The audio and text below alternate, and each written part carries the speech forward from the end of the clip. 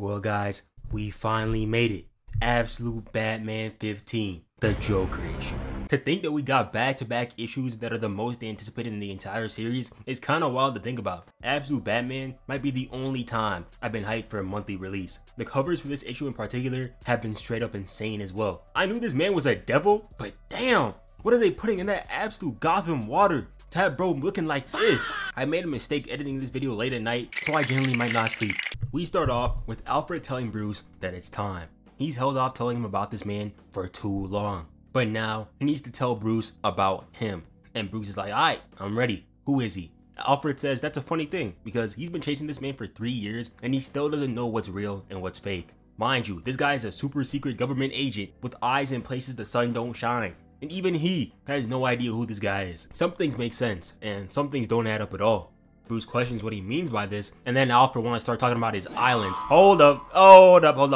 Stop the issue right here. Bro doesn't even need to say another word. We know he's pure evil. There is no reason that anyone should have one island, or even multiple islands, to themselves. Anyone who partakes in these island-owning activities is up to some heinous work. The man owns hundreds, yes, hundreds of tiny islands all over the world, from the Arctic Ocean to the Tasman Sea. Uninhabited islands, so I guess he isn't on that Epstein timing. We'll save that slander for Destro. Wild and useless places, but he spends billions on them. Travels to some of them a few times a year. But why? What business does a grown-ass billionaire have on uninhabited islands? Let's give him the benefit of the doubt. Maybe he likes exploring, the wilderness? I don't know. But nobody truly knows what goes on there. Alfred's theory is that he likes to hunt, but the man's a mystery. The man in white who never laughs. A man with many names, but has none. Love this spread right here, bro. I'd really like to believe that Alfred put those Joker cards there intentionally. Also, if you look closely, the red threads almost form a smile of some sorts. Interesting. The story starts back in 1888, in the days where basketball still hadn't been invented, Immortal was still getting his ass kicked, and I didn't have rights. Outside a theater where one of, if not the first movie ever, was being recorded. In front of the theater, there was a boy, the great-grandfather of him, Joseph Grimm I, also known as Jack. He grew up as an orphan, living on the streets of Gotham, and made his living as a street performer.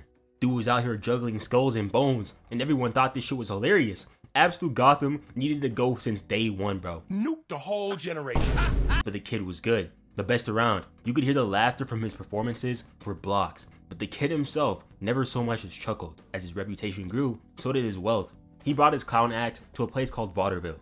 Then he took that money and invested it into his own theater.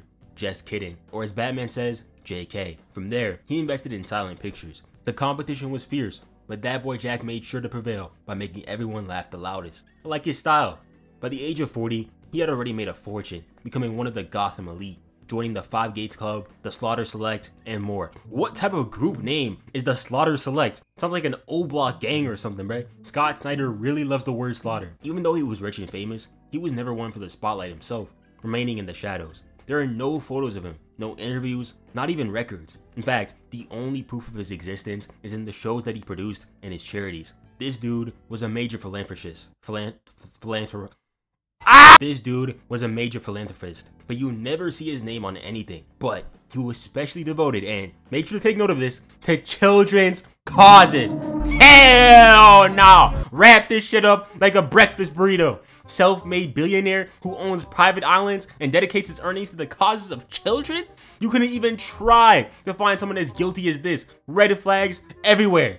Actually, you probably could, but I'm gonna stay silent on that for now. His motto was this: live like a clown and leave the world with more laughter than when you entered. Which on paper sounds really sweet, but y'all will see soon that this man is anything but. Jack I ended up dying in 1938, and his son, Jack Jr., took over in the 1920s and expanded JK. He was an early investor in TV entertainment, creating subsidiaries like Fox, Pirate, and much more. The concept of Absolute Joker creating anime as a whole is funny as hell to me, bro. Y'all think he was tapped into Dragon Ball? I wonder who his favorite villain is. By the 1960s, Junior's son, Jack III, had become JK's leader, starting one of the first cable network companies, making kid shows, comedies, and overall improving public broadcasting. His son, Jack Grimm IV, was born in the 1970s, and he was all about gaming. He also expanded JK's philanthropy globally, and this brings us to our Jack, Jack Grimm V.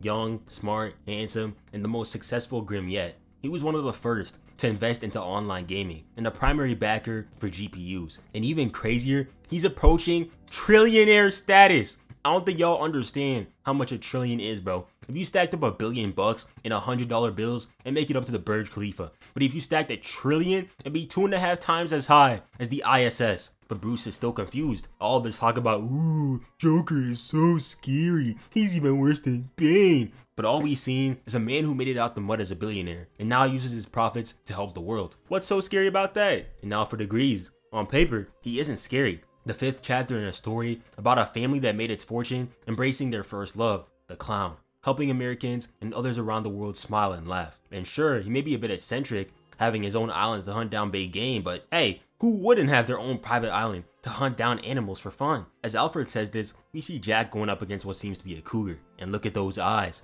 You think that a man face to face with one of the kings of the jungle would show more fear, but he's locked in. Somehow, his stare is more cold than the predator in front of him. As the cougar lunges, Jack leans back, then he grabs it and stabs it, taking it off the mat. And once again, look at those eyes. Hit a mean stare down while stabbing this poor animal to death. Got me feeling bad for a cougar. But Bruce isn't interested in that story. He wants to know what Alfred truly thinks about this Jack Grimm. So he takes him back to Jack the First. You see, when he would perform, it would often be in front of a dentist office. And back in the 1880s, they'd only just introduced nitrous oxide to dentistry. Laughing gas. Jack would sneak in, take the gas, and leak it into the alley to make everyone laugh. And in turn, making them give him all their money. Gave them boys the Kanye treatment, then snatched their hard-earned pennies, bro. That's crazy. The entire act was a trick, a sleight of hand, and look at that smile. So far, this panel right here is probably the most Joker he's looked so far. The makeup, the cold laughing eyes, the green hair, and that smile. Funny as hell that this dude was out here performing in front of a dentist office, but never went in for a checkup. Brush your teeth, little bruh. Jack was a mastermind at playing both sides, and in turn, so was his company. The Grimms never stayed on one side. Rather, they funded both, whether it was films or even world wars. They give aid to those in poverty and fund the warlords who made that poverty possible. They'd fund criminals, but invest in prisons like Arkham. In short, they are our criminals. Probably the most powerful crime family in all of history, playing everyone against each other and profiting off the chaos they create. Loyal to no principles or people. Loyal to nothing but power. Bruce questions why. Eventually, enough has to be enough, right? Stuttering, Alfred says that he always goes back to that live like a clown motto. A clown plays the fool while making the fool out of everyone else. He's a mastermind, the schemer behind it all. All the gold in the world, nothing is enough to stop this man. That's the report that he sent back to MI6. As Alfred says this, we see Jack walking down a beach, looking for something or someone. What he finds is a man, someone who's been trapped alone on this island for 30 years, even though he has no idea how he even got there. But when Jack gets closer, the man recognizes him. You, but how? Then we see it, the true nature of Jack Grimm. That evil smile and those cold glaring eyes with that evil grin. Jack just stares at him, menacingly. Then he says the 2 words no man wants to hear when they're face to face with a monster. Run.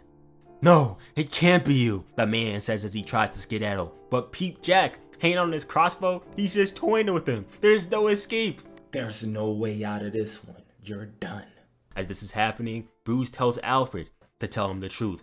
Who does he really think that Jack Grimm is? So Alfred tells him. We go back to that alleyway once again. Bro, this One Piece ass pacing is low-key pissing me off, bro. This is how I felt watching just Rosa and getting that damn Rebecca backstory every 10 minutes. Get to the point! And Alfred tells us that after doing some digging, he found out that the people laughing in that film died soon after it was shot. Twisted in pain, but more importantly, they were grinning. Some kind of, I'm not even gonna try to pronounce that name, poisoning. One of the few toxins that can be absorbed through skin. Like by shaking the gloved hand of a seemingly harmless young boy. As he's saying this, we see Jack getting ready to hunt the poor man down. Did bro really have to take his shirt off for this? On that freaky timing.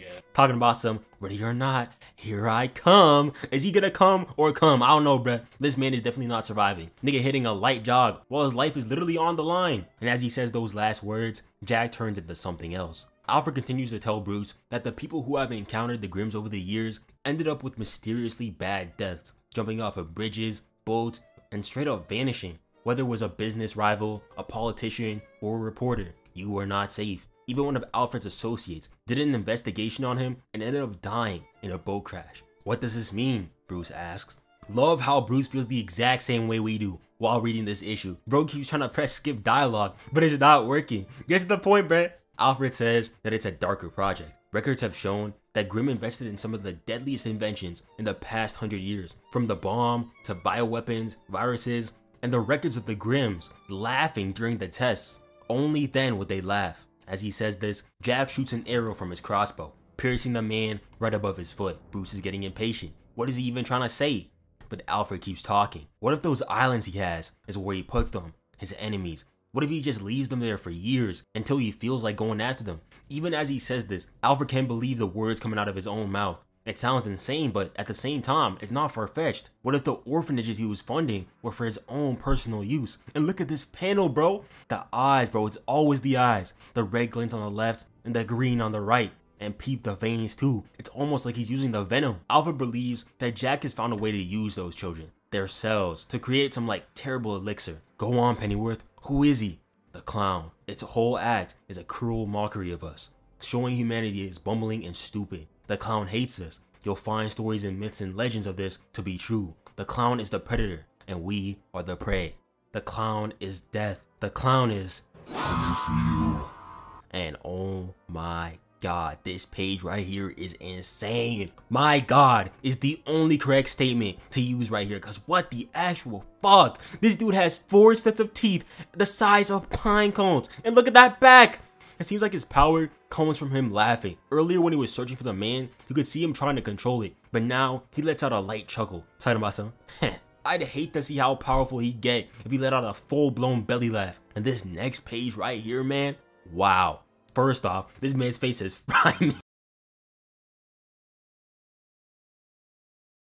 I mean, damn, I do the same. Imagine the last person you saw before being left on an island for 30 years returns to you and then turns into a spawn of Satan, an apostle. I've been making this face too. Jock was on straight fire, bro, drawing these panels. Absolute Joker is so strong, he's clawing through the panels. Hell nah, bruh. Stay over there. I don't want the smoke. And those teeth, bro. I can't get over the fact that there's so many, even more than Killer Croc. And the way he laughs is so unsettling too. He laughs like one of those kids who never got a chance to laugh at home, which makes sense. Alfred believes that there's no Grimm family. There's no Jack the First, the Second, the Third, the Fourth, the Fifth. There's only ever been one Jack Grimm.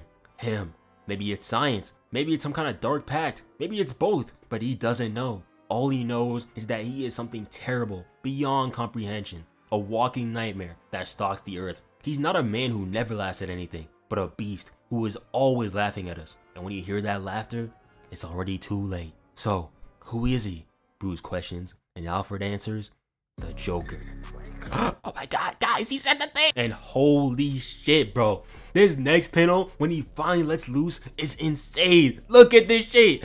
Look at the way he's laughing too. Bro got his own font color and everything. And can we take a moment to look at this form real quick? I count like 1, 2, 3, 4 sets of horns, 7 sets of teeth, claws that haven't been trimmed since the Heian era, and that freaky deaky ass tongue. And peep how he did this poor man, bruh. God damn, ate that nigga alive. And what happened to his spine? Can he stretch himself out or something too, bruh? Oh, what the hell is Bruce supposed to do against this nigga? Genuinely, at least with Bane, we had a plan, we had help, we had backup, we had something, even if it was just a smidge. But this dude, what can we do?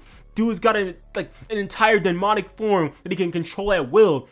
The dude is fucking massive to his head. Like his entire hand is holding a grown ass man like a baby.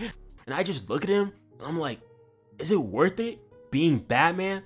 Being a hero? How many times would I have to crack absolute Catwoman to make it worth going up against this demon? By the time I was finished, I'd probably be dead, but still, does Bane know about this form? I have so many questions and no answers. I'm going insane. Why the hell did Bruce, a broke ass nigga with a 9 to 5, get the spawn of Satan as an arch nemesis?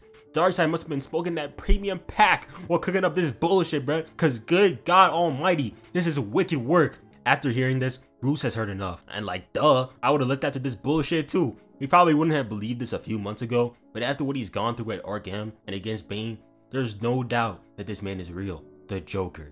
As he goes to check on Wayland, Alfred tells him to stay safe. He thinks about how Bruce didn't sign up for this. Sure, he wanted to fight, but this? He isn't fighting regular criminals anymore. He's going up against monsters. At least someone finally acknowledges this, bro. Damn. One night, Alfred found Bruce watching a story about a woman in Gateway City who claims to be magic, a warrior from hell. And to his credit, Bruce keeps pushing forward, but him? He didn't tell Bruce about Jack before he wanted to help him. He told him because he was afraid. He needed to get it out of his system. Even with Grimm out of one of his islands 3,000 miles away, he was still afraid and couldn't let it go. So funny that even absolute Alfred knows about his fraud allegations. At least he's admitting it. I'll give him some time to lock in though. As Bruce flies through the skies, we see a man watching him from an alleyway down below.